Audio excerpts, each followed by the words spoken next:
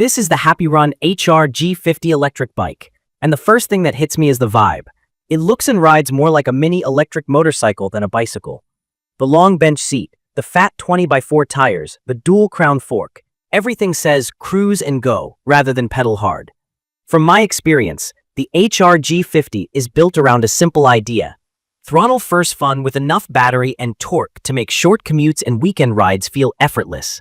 Key features that stood out to me start with the power system.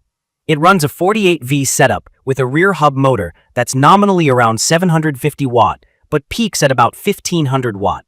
That matters because peak power is what you feel when you launch from a stop or climb a hill.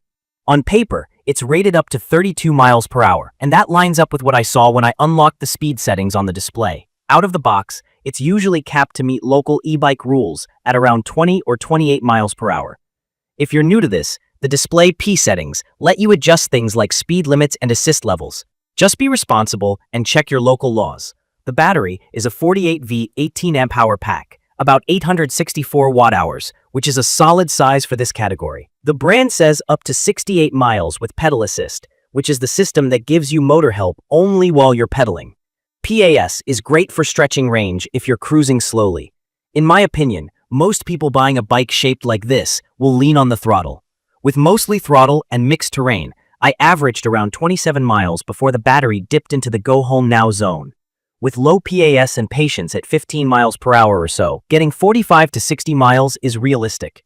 Charging with the included 2A charger took about 5 to 6 hours from low. The battery locks to the frame and pops out with a key, which saved me a ton of hassle on days when I wanted to bring the battery inside to charge. The ride feel is classic fat tire e-moto. The tires and suspension do most of the comfort work. The fork and rear coil shocks soak up cracks and smaller potholes well. When I hit bigger bumps at speed, the rear can rebound a little too fast, so it feels bouncy for a second. Not dangerous, just a reminder that this is budget suspension tuned for comfort more than performance. Running the tires around 18 to 22 psi softened the chatter and helped grip on gravel and sand. On loose surfaces, the wide rubber really hooks up. It floats better than a normal bike tire. Braking is where I had the biggest reality check. The stock mechanical disc brakes are workable at casual speeds, but this bike is heavy. Mine weighed in the 90+ pound range with accessories, and at 30 miles per hour, I wanted more bite and less hand pressure. Mechanical brakes use cables, like a regular bike, and they can stretch or fade on long hills. After a few fast rides, I upgraded to basic hydraulic calipers. That swap transformed the stopping confidence with stronger, more consistent power and smoother control. If you plan to ride unlocked speeds or you're heavier, I'd call that upgrade mandatory. On hills, the motor does what it promises. On my regular 10 to 12% climbs, I held 15 to 20 miles per hour on throttle with no drama. On steeper stuff, I added a few pedal strokes to keep the controller happier and the temps down. That leads to the pedal experience, which is the least bike-like part of this bike.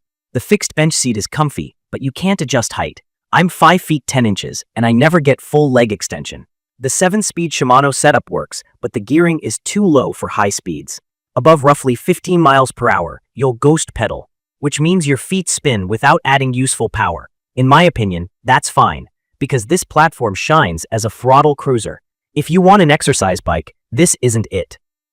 The cockpit is straightforward. An LCD shows speed, battery, and trip info. Throttle on the right, button pad on the left for lights and assist. The headlight is bright and matches the moto look, and the tail light with brake function is a nice touch for evening rides. Cable management is messy at the front, but nothing a few zip ties and patience can't tidy. The steel frame feels tough, no flex or creaks, and the included kickstand is sturdy enough to handle the weight on uneven ground. From my experience, there are a few ownership quirks to flag. I had one error 30 moment, basically a communication hiccup between the display and controller. Reseating the main harness connector fixed it. I also got a slightly bent front rotor in the box, which I straightened enough to ride and later replaced. Spokes on the rear wheel loosened a bit after the first 150 miles, which is common on torquey hub drives. I added a spoke check to my monthly routine and dabbed thread locker on fender bolts to chase rattles. Customer support answered emails, but parts took a while. I found user groups and forums faster for quick fixes. Living with it day to day, It became my grab-and-go ride for errands within a 10 to 12-mile radius. The rear rack handled a backpack and groceries, and the removable battery was clutch for apartment charging. I wouldn't want to carry this upstairs. It's perfect for ground floor living, garages, or buildings with elevators. At speed, the motor is quiet. The tires hum on pavement. Metal fenders can rattle if they're not snug. I added rubber washers, and that largely stopped if you're new. A couple terms in plain language. Hub motor means the motor is inside the rear wheel. It's simple and durable. Mechanical brakes pull with a cable. Hydraulic brakes use fluid and give stronger, smoother stopping. Watt hours, WH is your battery gas tank, and volts help define punch. Pedal assist, PS, only adds power while you pedal.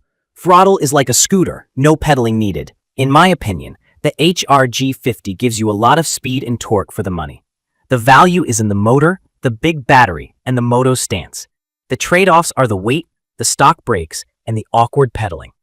I'd recommend this for riders who want the look and feel of a small electric motorcycle without paying motorcycle money, and who aren't afraid to do a couple easy upgrades and basic wrenching.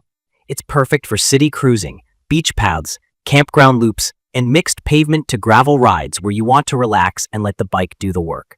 If you need a light, fitness-focused e-bike you can carry upstairs or pedal hard at 25 miles per hour, you'll be happier with a different style. Key features that keep me smiling after real miles are the punchy takeoff, the stable planted ride from the fat tires, and the comfort of that long seat.